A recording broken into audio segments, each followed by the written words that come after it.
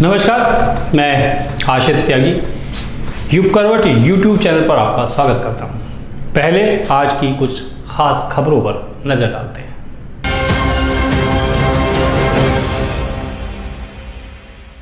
UP में आज से मिशन शक्ति का चौथा चरण शुरू हुआ है। लखनऊ में इसका उद्घाटन मुख्यमंत्री योगी आदित्यनाथ ने किया।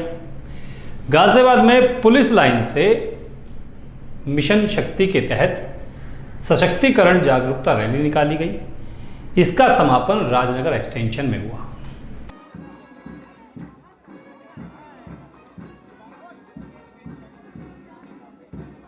मुख्यमंत्री योगी आदित्यनाथ ने मिशन शक्ति के चौथे चरण का आगाज महिला सशक्तिकरण रैली को हरी झंडी दिखाकर किया। योगी आदित्यनाथ ने कहा कि प्रदेश में वर्ष 2020 में महिला संबंधी अपराधों को नियंत्रित करने के लिए एक कार्यक्रम शुरू किया गया था, जिसकी थीम थी सुरक्षा, सम्मान और स्वावलंबन। तीनों मुद्दों को लेकर शुरू हुआ कार्यक्रम आज मिशन शक्ति के नाम से जाना जाता है। मुख्यमंत्री ने कहा कि महिला और बेटी की सुरक्षा के लिए खिलवाड़ करने वालों से सख्ती से निपटा जाएगा। इसको लेकर सख्त आदेश दिए गए हैं, क्योंकि सरकार पहले ही लोगों को सुधरने का काफ़ी समय दे चुकी है। अब ऐसे लोगों से निपटने के लिए थाना स्तर पर कार्रवाई का रिकॉर्ड भी प्रस्तुत करने के निर्देश दिए गए हैं। उधर गाजियाबाद में मिशन शक्ति के तहत महिला सशक्तिकरण जागरूकता रैली को मोदीनगर की विधायक डॉक्टर मंजू सिवाच ने हरी झंडी दिखाई। इस जागरूकता रैली में पिंक पुलिस विंग की 13 स्कूटी, 20 स्कॉर्पियो, टाटा सुमो शामिल हुई। विधायक डॉक्टर मंजू सिवाच ने कहा कि नारी नहीं नारायणी है, आम इंसान, जीव जंतु छोड़िए, इसका तो नारायण भी ऋणी है। गाजियाबाद के पुलिस आयुक्त अजय कुमार मिश्रा ने कहा कि गाजियाबाद कमिश्नरेट नारी शक्ति को सबल बनाने और पूर्ण सुरक्षा देने के लिए कई योजनाएं चला रही है। महिला सशक्तिकरण जागरूकता रैली के शुभारंभ के समय आयोजन की मुख्य अतिथि Manju Siwach, police commissioner Ajay Mishra, additional CP Dinesh Kumar P, DCP rural Vivek Chandra Yadav, DCP transgender Shubham Patel आदि अनेक अधिकारी मौजूद रहे। ब्यूरो रिपोर्ट, युग करवट। 8 अक्टूबर को सिहानी गांव के जंगल में एक व्यक्ति का शव मिला था। जांच में पता चला कि उसकी हत्या की गई। हत्या के पीछे का कारण मात्र इतना था कि हत्या के आरोपी का मकसद उसका मोबाइल फोन लूटना था।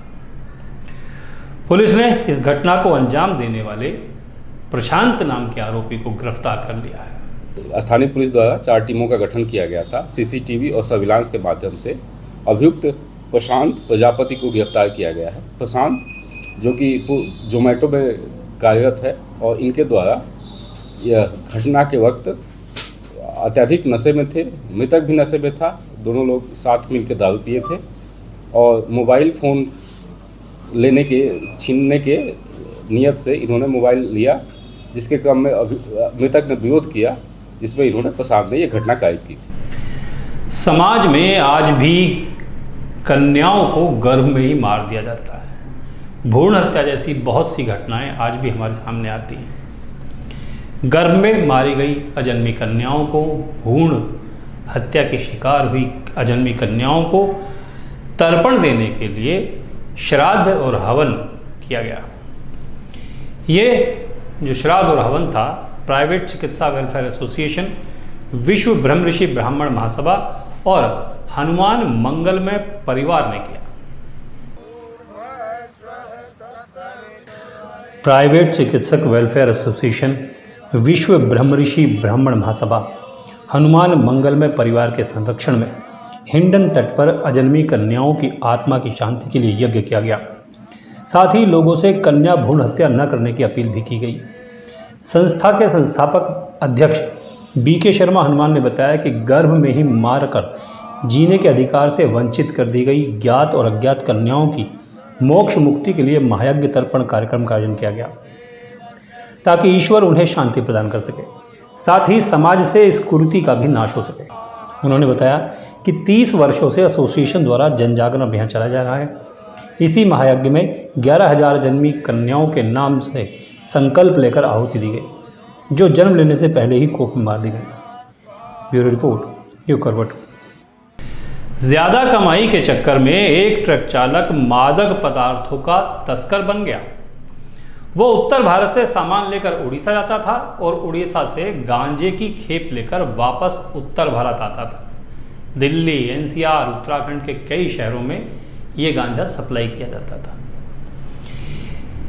इस ट्रक ड्राइवर का नाम जफर है, जिसे गाजियाबाद में गिरफ्तार किया गया है।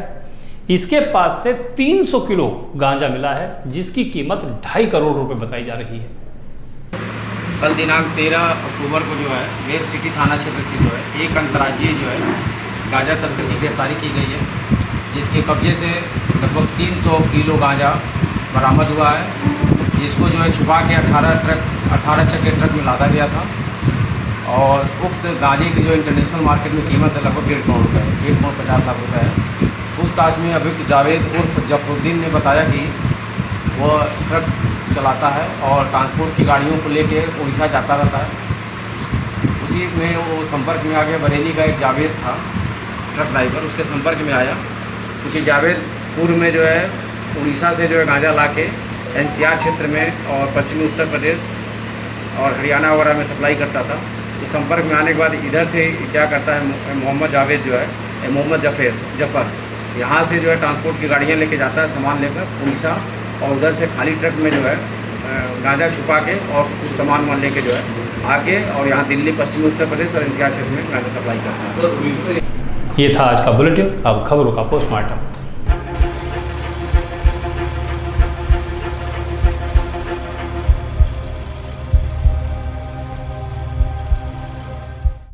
कहते हैं कि भारत त्योहारों का देश है। यहाँ हर महीने कोई ना कोई त्यौहार मनाया जाता है। लोगों ने पिछले 15 दिन श्राद्ध करके अपने पितरों को तर्पण किया। अब नवरात्र शुरू होते हैं, कल से नवरात्र शुरू हो जाएंगे। 9 दिन तक चलने वाले इस त्यौहार के दौरान माता दुर्गा के 9 रूपों की लोग पूजा करते हैं, आराधना करते हैं, व्रत उपवास भी रखे जाते हैं। 9 दिन त्यौहार को पूरे देश में अलग अलग परंपराओं के साथ मनाया जाता है। इस दौरान कई ऐसे शहर हैं, कई राज्य हैं जहां पर नवरात्र के दिनों में डांडिया खेला जाता है। इसके लिए गुजरात काफ़ी प्रसिद्ध है।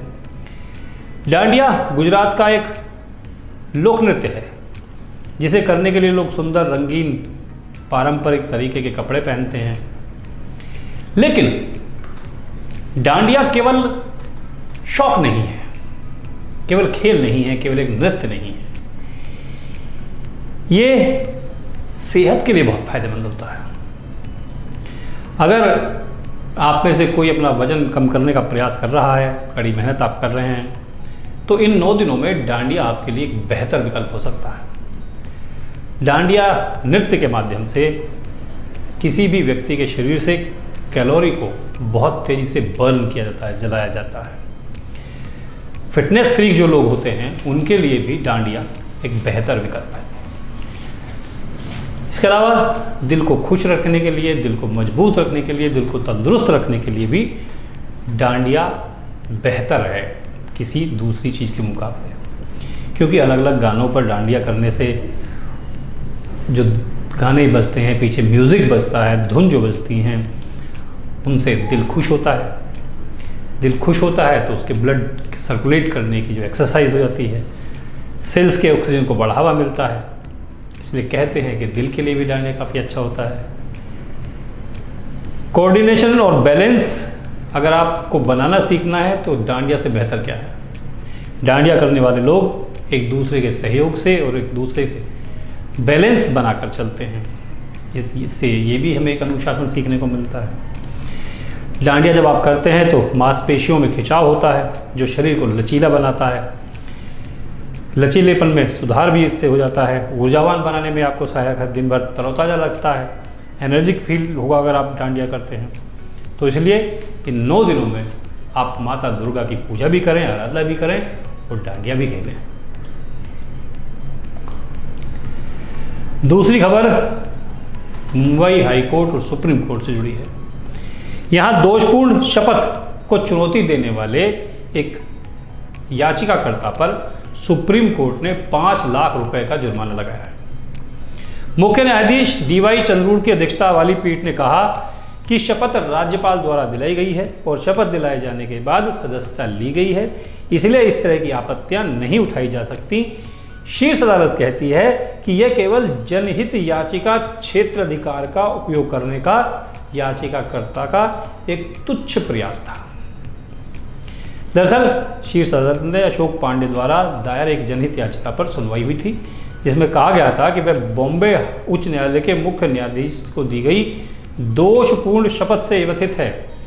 याचिकाकर्ता ने कहा कि मुख्य न्यायाधीश ने संविधान की 3री अनुसूची का उल्लंघन करते हुए शपथ लेते समय अपने नाम के पहले मैं शब्द का इस्तेमाल नहीं किया था। उसने ये भी तर्क दिया कि केंद्र शासित प्रदेश दादरा और नगर हवेली और दमन द्वीप के प्रतिनिधियों और प्रशासक को शपथ समारोह में आमंत्रित नहीं किया गया।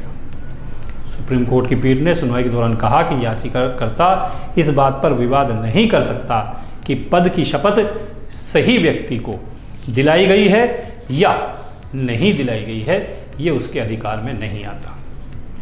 पीठ ने कहा कि अब समय आ गया है अदालत को ऐसी तुच्छ जनहित याचिकाओं पर अनुकरणीय जुर्माना लगाना चाहिए। पीठ ने कहा कि हम याचिकाकर्ता को 5 लाख रुपए दंड के साथ याचिका खारिज करते हैं। सरकार बहुत दावा करती है, हाईवे को लेकर तो बहुत ज़्यादा दावे किए जाते हैं कि इतने किलोमीटर रोज सड़क बन रही हैं, इतने हाईवे बनकर तैयार हो गए हैं, इतने हाईवे उद्घाटन के लिए तैयार खड़े हुए हैं। लेकिन एक हाईवे ऐसा है जिसे पूरा होते हुए देखने के लिए 30 साल का समय लग गया।